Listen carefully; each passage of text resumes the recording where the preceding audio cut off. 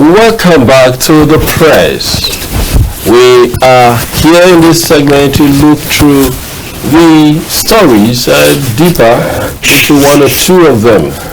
And with me here is no other person but the in-house analyst himself in the person of Ikechukwu Onubogu. Yes, I am here, Ikechukwu Onubogu. Thank you so much. You're welcome, sir. It's a pleasure being here. Let us look at the stories that we looked through this morning. One of them went viral yesterday, which is the story of the Minister of the Federal Capital Territory when he encountered a young military officer, Captain Yerima, over a parcel of land in the FCT that is said to be in contention over the issue of its legality. What do you make of that melodrama? Oh, well, I will just say straight away that the minister was doing his job. The only painful thing is that doing his job needed to be handled better than it was handled. Because we gathered that some people had earlier informed him about that place. So he needed to come see for himself. And from what we've also gathered, that from his press secretary or so, head of media, that land, the military personnel does not have papers for it. And so that one is another matter altogether. And so if it's that way, then maybe using military might, he got it then. But right now that a new sheriff is in town and he's doing his thing his way, he should be allowed to do his job, one. But, you see, there was no need for that thing that happened yesterday. Because he should have, what he would have done under normal circumstances was, okay, let's go see the place. And he got there and they say, okay, young man, you are the person in charge here. I say, yes, okay. Is it true that this thing belongs to this person? I say, yes, okay. All right, we'll find out. I hope I can talk with him. Then if the man says no, and he could say, okay, I have my ways. I'll be able to get him and talk with him. You have the president, you are the minister, yes. You have access to the president. Yes, so you let the commander-in-chief of the armed forces. Exactly. You let him be and go your way. Go with your respect. But the way he came, it was clear that he was not happy, and he was raging, the way he was talking to the young man. And I felt, not only do I feel, I know that many other people feel the same way, that this was a kind of something bringing down the office of the minister of the FCT, not just even the person of the minister, but the office, yes. I believe a better way would have been better, dialogue, discuss with the young man, go. And if you feel this one is too young and too low for me to talk with, you'd have sent your people.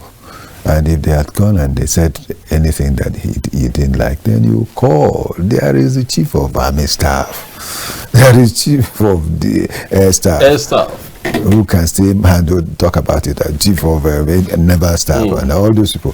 So,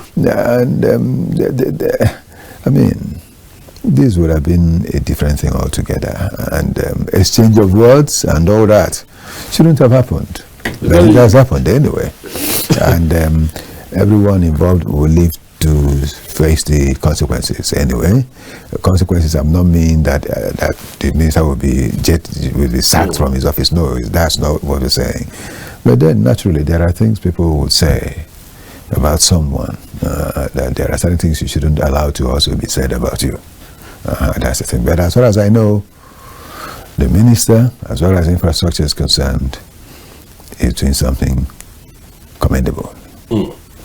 Yeah, the minister, as far as infrastructure is concerned, is doing something commendable. And that, of course, is part of a land area that can also contribute to FCT infrastructure in whatever form, whether as houses or what do you call it, or parks or market, whatever the purpose of that land is.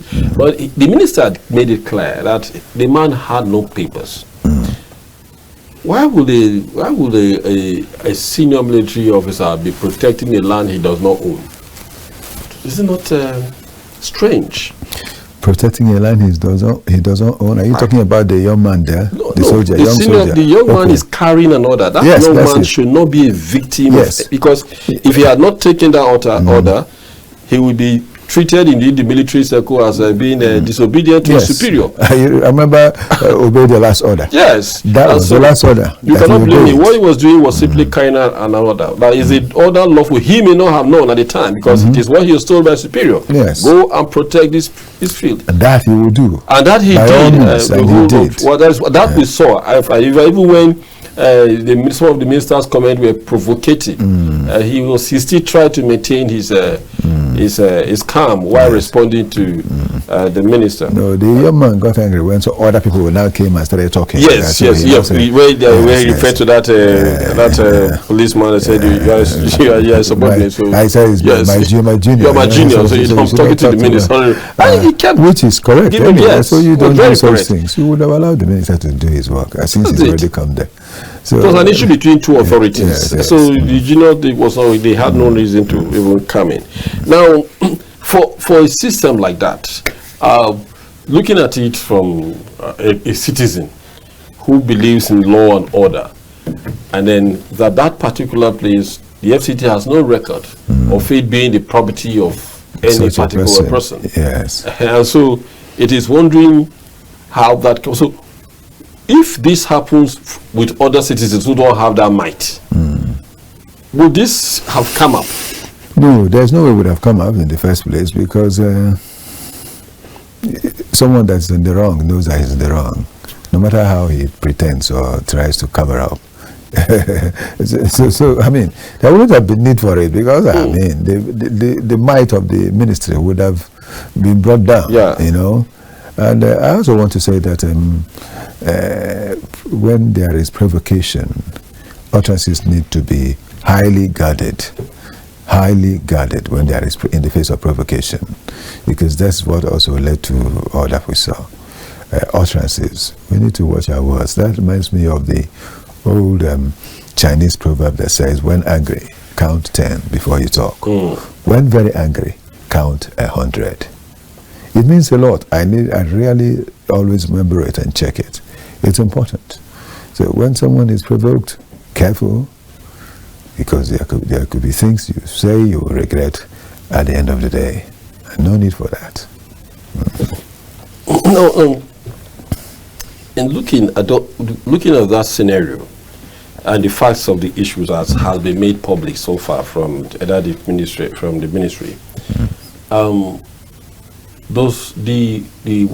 the action not amount to abuse of power because the FCT is clearly delineated, and the repository of land asset within the FCT is in the FCT's archives, in various departments and all that. Not the military. You get it, and so it cannot say.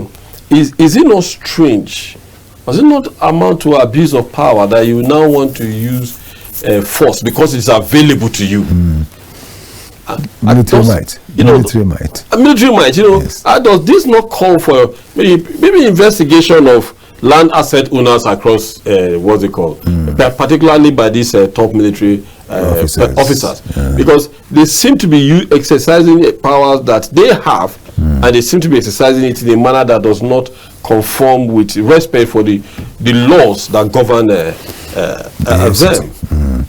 Well, there are many things that are overlooked when people are in charge, which when they will no longer be in charge may count.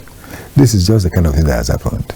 Maybe nobody knows when that particular plot of land or piece of land was acquired. Yes, it may have been acquired under the military regime, and it may have been acquired while under this civilian administration, but maybe when that person was in office So such things, and of course, even then, if he had been in office and had loved the place and liked the place and decided to, I'll take it. Of course, did they not say that power corrupts and absolute power corrupts? Absolutely. When someone feels he has the power to do anything, or the way some people will say in Nigeria, to do and undo, anything can happen. So that's just what happened. There is even another side of this story that I'm really bothered about.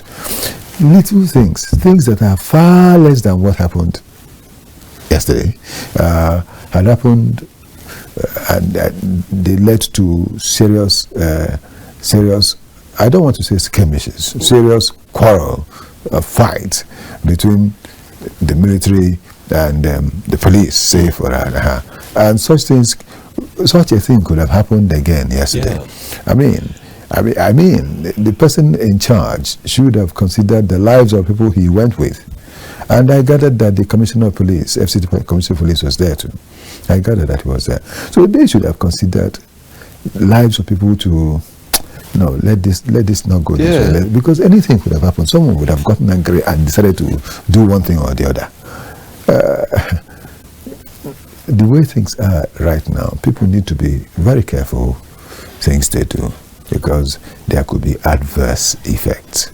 There is this statement by the former chief of defense staff, Brutai, yes, where he described the conversation and the provocative comment by the minister as an outright disrespect for the military as an institution and the commander-in-chief. Do you agree with him that such amounted to that, knowing fully well that the minister is working under a delegated authority of the president, even though in such delegation of power, it never translates to having command of the military? Yeah, of course, definitely it never translates to having total command of the military. Well, I wouldn't be able to say much on this matter, because why I'm saying so is that Buratai himself, retired general, knows what he saw and knows why he decided to come out and not say it quietly. He knows why he openly talked about this. I mean, he himself should have also, would have also, could have also presented this matter quietly, discreetly, without anybody hearing, getting to know his side. So for him, he has a reason for coming out and saying things where he did say them. I think we're yet to see more, and then we get to understand more, because as far as I know, it's not just what can be handled anyhow or talked about anyhow. Yes, we are yet to see more of that particular, what they call altercation, in the sense that the conversation continues. From that point, they all must have reached out to their various offices, and then those in authority, those who are involved, will be working and talking at the background right now. Well, let us move to another interesting story, which is the PDP convention. I like the way the trust put it. I said three court cases in 2 weeks over one convention. The PDP was jubilating and celebrating last week. Every year we had a discussion with a chieftain of the party, who was saying that as the party has cleared the route for the convention, and now again another hurdle is coming up. How do you see this? When I saw the fact that the case between the FCT minister and his team and as against the others had not been clearly handled, I knew that such a thing would happen. Because one thing I know is that the FCT minister does not drop a matter until he gets to the conclusion. And that is what has happened. From what we have seen in the PDP, I mean, before all this, ab initio, they had agreed to sit at a table, a round table, have a discussion and settle the differences, which was highly applauded by everyone, including myself. But it happens, it seems that, not just seems, it's clear now that that meeting never held. And if it did hold, it didn't yield fruit. I mean, positive fruit. Because if it had been done, I remember that Wike and his team then said something. The FCT minister and his team were saying that they had to go back to the states and do the delegate conference again, and all that, yes, and all that. And after all that, and after the fact that after our hearing that it had been sorted out, honestly, I rejoiced, because we need to see in this country a virile opposition party. And PDP had been that, but a lot has happened to that party that if you were to be a human being, you wonder what that fellow is up to again. You start looking out for the fellow to make sure that that person doesn't commit suicide. Honestly, a lot has happened to that party. And it's quite a pity there is no other party taking its place right now. Yeah. And that's why it looks as though the country is going towards the one-party system thing that we've been told that's not what the APC was trying to do. Well, viewers, the lines are open now. You can join us to make your contribution while we continue the conversation right here in the studio. It will be on the screen, and so you get on to run with it. Now, talking about the PDP and this convention that it hopes to hold, with this kind of drama around it, can the PDP, do you ever think the PDP will come out to be able to make produce a formidable, what they call it, not just opposition now, because it's all about 2027. Yes, that's a formidable force as a presidential candidate. Yes, to be able to match the APC. I still want to say that the PDP as a name, as a party, if they settle this little thing that is on now, that is escalating, can still bounce back to do something. Irrespective of the fact that many of their members have left and gone to APC. It can still do something. But I'm not saying that from what I'm seeing, that the something it can do is to take wrest power from the incumbents. No. I'm not going that way. But there could be effective competition if they would look inwards and bring people that are credible in every aspect, above board, that can come in to be presidential candidate and the running mate. So that if a strong northerner becomes a running mate, one highly respected, his people will listen to him. And if a strong southerner, one loved by the people, respected by the people, would also come out as their presidential candidate, people will listen, in spite of the fact that majority of their key people had gone on to the other party. After all, we've had it in this country that in most cases, it's not just the fact that you're talking about a party. We talk about the candidates, the persons that are contesting.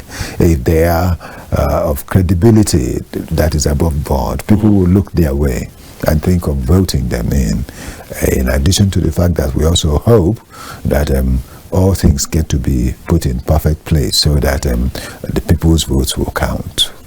That's what I think. No, well, the story of the PDP is one that observers continue to watch and see how it unfolds. It is really a thing that is not very settling to Nigerian democratic believers in democracy, who believe that a virile opposition is what every democracy needs to be able to succeed. Because sometimes we can see very clearly that when people are comfortable being in power and they are not being challenged, they can just do anything. They may not even intend to hurt the system while they take such action, because there is no continual checks, as it were. We have that. Even the PDP suffered that at the point when it was so proud that it was going to rule for 60 years and the rest of it. And what befell it today. Yeah, we still watch to see how that development goes and what comes out of the court cases. The judgment is a judgment for, I think, at the Baron Court. People are saying that tomorrow on that, what they call the convention. Let's see. And already people are beginning to say that the lawyers themselves, the judges themselves, they need to face action from the NJC, because if you are on the same matter, you are having 3 different rulings on one matter, and all of you are supposedly interpreting a common law. I mean, it calls to question the credibility of the judiciary as a whole, the pronouncements and all that. It's an issue of worry for people. In the Senate. There was, beside the quarrel, some papers are saying that it was a plot to impeach the Senate president. Others are saying to fight over the budget. But let's look at one story where one senator moved from the PDP into the APC, Senator Jarigba from Cross River. Yes. And then he, from Cross River State, and then he said that his movement is for his people.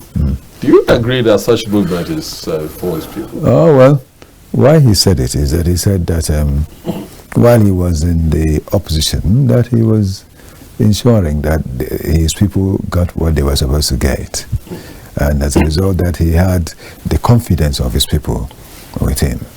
And now that he has transited from PDP to APC, that he's going with that confidence of his people. And after that, he added that the vehicle doesn't really matter. I'm using vehicle, not what he used, but he said that the party doesn't matter. It doesn't matter whichever it is. The important thing is the person that is there. And then that also, now that he has come over to the ruling party, that is even an opportunity to get things more for his people from the center. Sorry, it's really have a call coming in. Okay. Let's speak. Yes, Mr. Eso Dudu. Thank you very much. Good to have you. Yes, imagine a beautiful war with Captain TV. Yes. Good evening. Let's have your thoughts. Our host. Yeah. Please confirm if you are hearing me. Yes. Yes. Good morning to you once again, Mr. Santi. Good morning. Good morning to you, High Chief Ikechukwu Onubogu. I am still loyal, sir. It's been a long time I heard from you. Good morning to Captain Television. Good morning. And to it's our okay. esteemed team. It's okay. Yes, let me start from the last. Yes. I believe you are hearing me. Yeah, we're hearing you. Okay. The defection in our political space. Yes, your line of thought directly affects me as a person.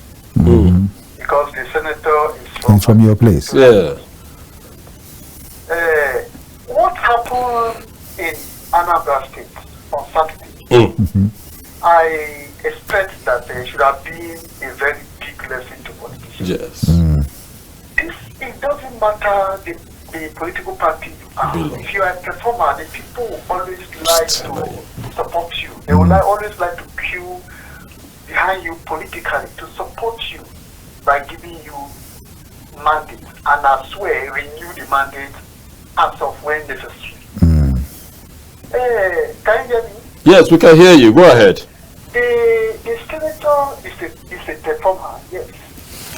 Despite the problem in the party, you are expecting to be patient.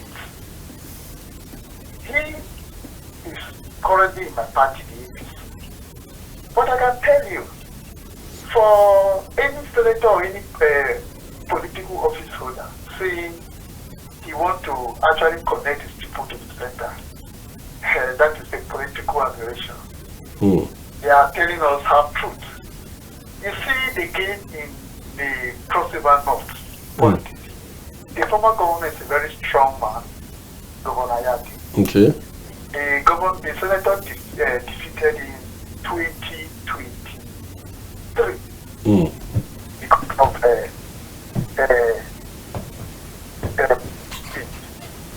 now, if the senator believe that if he remains in the PDP, comes 2027, and the former governor who is still nursing senatorial ambition actually returns to the ballot, there will be a very big fight for him. Okay. But if you are performing, you should compete and be ready to work to better the life and the lots of your people. The people will vote you irrespective of whether you are in AA, you are in the ABGA or whatsoever. Well, that is for them. I wish them well.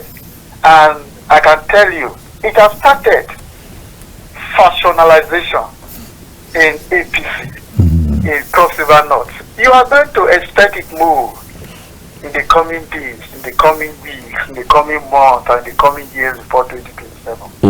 Now to PDP. PDP should be ashamed of themselves. Why? If you are a member of PDP at this material point in time, and you are taking the party to the courts, you are the worst enemy of the party.